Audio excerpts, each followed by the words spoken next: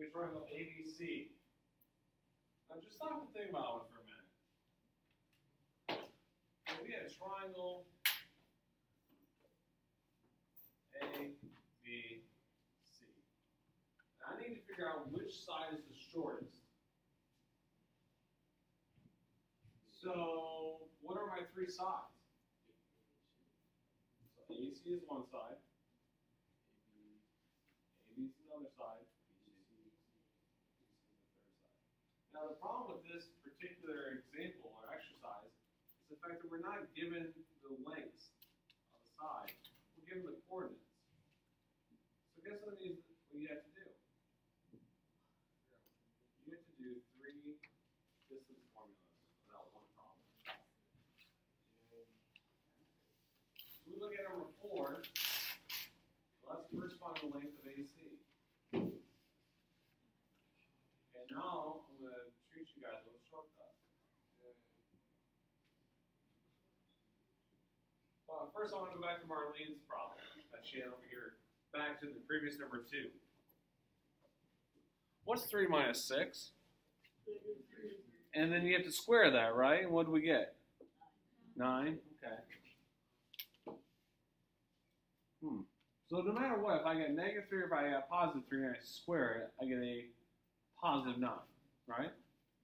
So it doesn't really matter, right? Negative 5 squared is 25. Positive 5 squared is 25. So if I square a negative, it doesn't really change the problem, does it?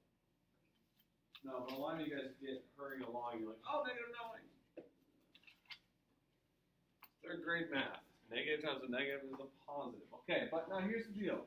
Here's the shortcut. How far apart are 6 and 3? 3, and I square that and I get 9. I don't have to worry about the negative. All the negative ever tells me is the direction I'm traveling. That's it. In mathematics, when you see a negative, all it does is tell you direction. Because if I'm going from 6 to 3, that's really a change of 3. If I'm going from 3 to 6, it's really a change of 3. But it's different directions. I'm either subtracting 3 or I'm adding 3. But either way, the distance between them is just 3. See, the easiest way to do distance formula and kind of keep it simple is simply to ask yourself, how far apart are they? 6 and 3 are how far apart? 3. So therefore 3 squared, which is 9. How far apart are 4 and 6? 2. 2 squared is 4. So you can go right from here to there in one step. Okay, so let's take a look at our length for AC. So we're going from 0 to 4. How far apart is that? 4, so that would be 4 squared. And then we're going to go from 0 to 3, which is 3 squared. Okay, so 4 squared is 16. 3 squared is 9. Using the square root of 25, therefore AC is 9.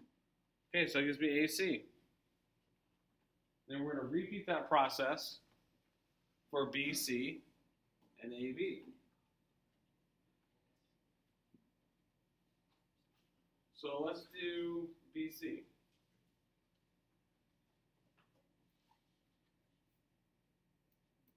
All right, so now we're going to go from 8 to 4.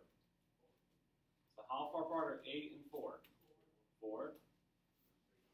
So that again gives me 4 squared. How far apart are 0 and 3? 3. Okay, so now that gives me 16 plus 9, which is 5, and therefore BC is also 5. All right, by the way, what type of triangle is this already? Could be equilateral, but I don't think it is. It's definitely isosceles. We have 2 sides are the same, so it's isosceles. All right, and let's do, finally we have to do AB.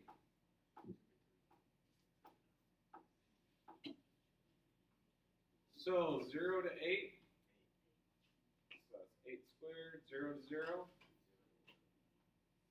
And that gives me simply 8. Okay, so now we have to rank these. Shortest, find the shortest length of the triangle. So which one's my shortest length? Yeah, AC or BC. So both those are kind of the shortest length. So either this guy or that guy.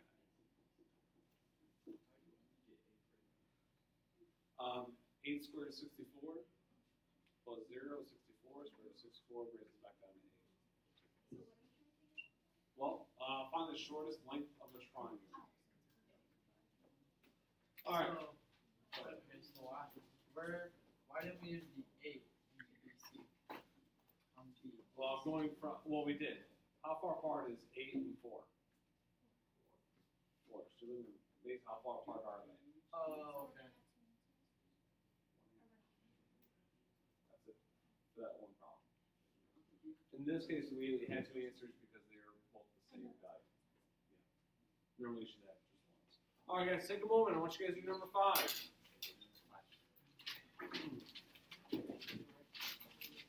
And then be ready. I'm going to send you a quick poll. So make sure you're signed in.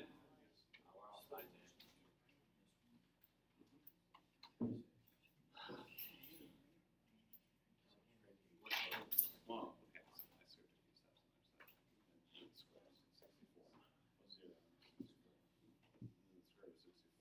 Back down to 2. Again, how far apart? A and 0. A and C. So 0 to 4.